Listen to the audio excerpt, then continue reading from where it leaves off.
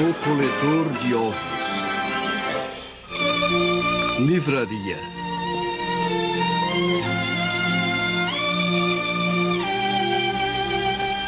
Colecionando ovos para amadores. Um espécime muito bonito e fácil para o principiante é o ovo de uma coruja. Puxa vida, deve ser um ovo adorável, né?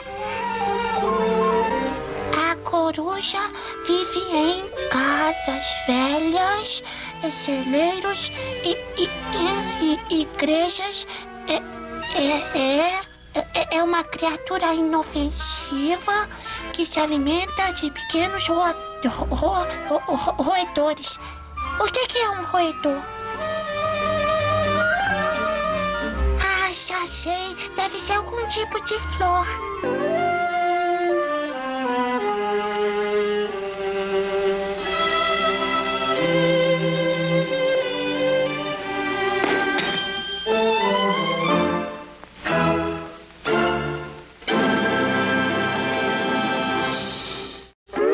Isso é tudo, pessoal.